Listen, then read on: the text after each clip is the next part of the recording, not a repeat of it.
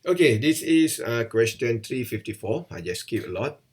Okay, glycerin with a density of 1260 kilogram per meter cube and viscosity of 1.5 kilogram per meter second flow at 1 meter per second plus pass a small smooth sphere. So what sphere diameter will cause the Reynolds number to be exactly unity? B, for the sphere size in A, according to Stokes flow theory, what is the gauge pressure relative to free stream pressure at the front stagnation point and at the rear stagnation point? So what is the surface shear stresses at these 2 points? So the idea of Reynolds number unity means the Reynolds number is equal to 1. So and then if you substitute all the value in this equation, you will find that the diameter is 1.1905 millimeter. So the idea of Reynolds number equal to 1 is actually reflect the idea of creeping flow. So the creeping flow is sometimes means that why it's creep. So sometimes it's not the behavior of the flow is actually not same with the common fluid. So means you cannot assume that uh, the flow is same with the common fluid. So the idea of creeping flow is when the viscosity is too high and the velocity is too slow. So because sometimes we will deal with this kind of situation. So I will show you later on about the creeping flow here.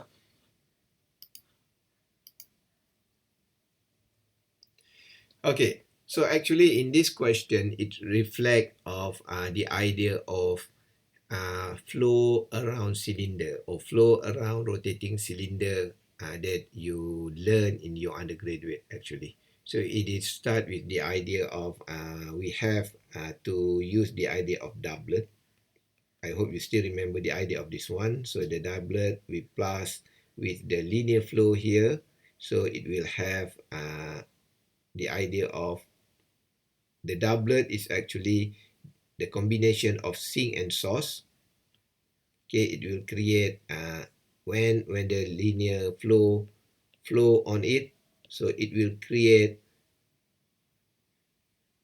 a circular borderline like this. So the idea is simple. So the doublet inside here, so it keep flowing like this one, but the linear cannot go through inside this system. So the linear only could flow here, and then because there is an interaction of the flow inside this one, so it will create a circular boundary. So and then it goes back to that one. Okay, so what is the relation of this idea with the creeping flow? The idea is if you want to prove this idea, you need to make sure that the viscosity is a little bit high and the velocity is very, very slow. So then you will get a perfect circular shape like this one if you do the experiment of this one.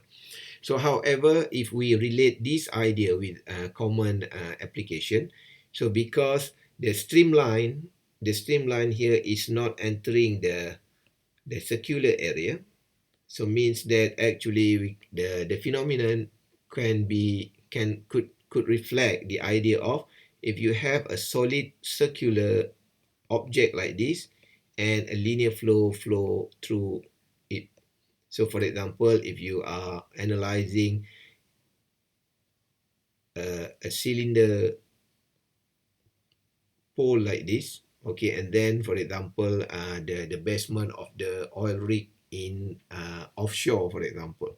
So this is the basement. So we have a cylinder shape like this, and then the sea water flow through it.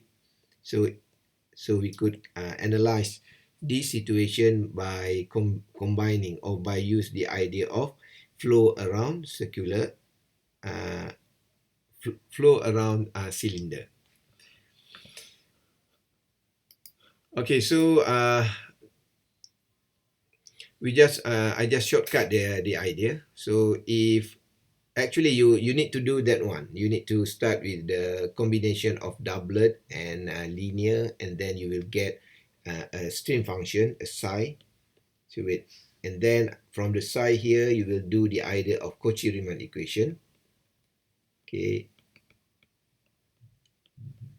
okay, and then from the Cauchy-Riemann equation, you will get the value of velocity. So, and then we use the idea of Bernoulli equation. For example, we have flow streamline from here up to here and go here. So we assume that this is point number 1 and this is point number 2. So, and then we could substitute the value of, so we just assume that the pressure is atmospheric pressure. So, no, the pressure here is atmospheric pressure, but the pressure here is something that you need to calculate. So, and then the velocity here is the velocity capital U here, and the velocity at point number 2 is the velocity that we get from the idea of Cauchy-Riemann equation. So this is the common idea for this one. Okay, I'm sorry I'm not take this in the syllabus, means the notes for this one.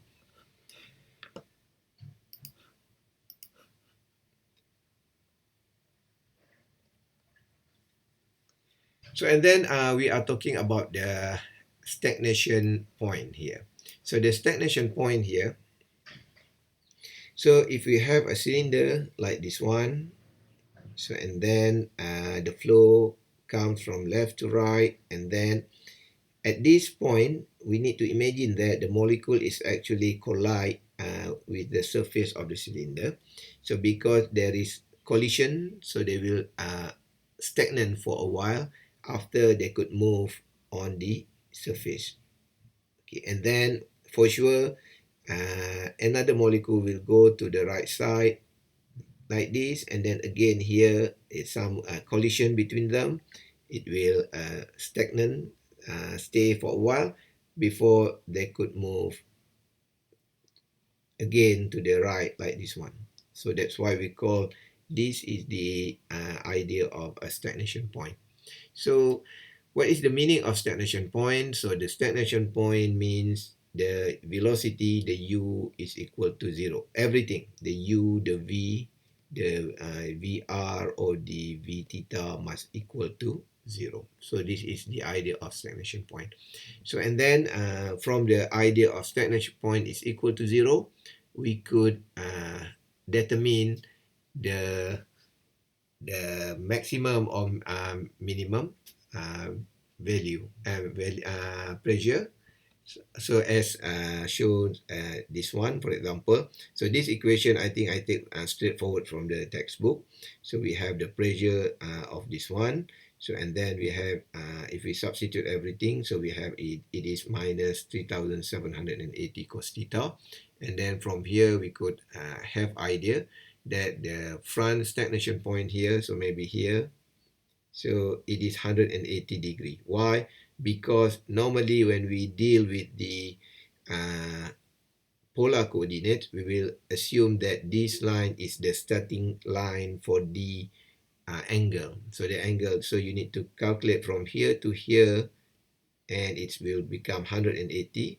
So you will have 3,780 Pascal, and at the real stagnation point, so it is equal to 0, so it's equal to 1, so it will become negative 3,780 Pascal. So I hope if you have time, you could search the idea about the ideal flow. So and then you're going to count another keyword is about the Cauchy-Riemann equation,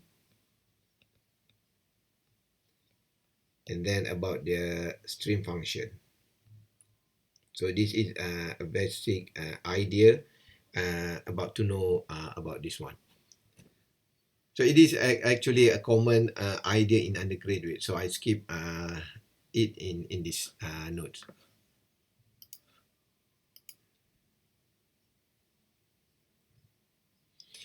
So and then the surface shear stress, so we could calculate by using this equation. So and then we found that for sine 180 degree and sine 0 degree will give us 0 value at front and rear stagnation point. That's we could say that the surface roughness is 0 at front and the rear stagnation point. So this is not the surface roughness. So this is about the shear stress at front and rear stagnation point.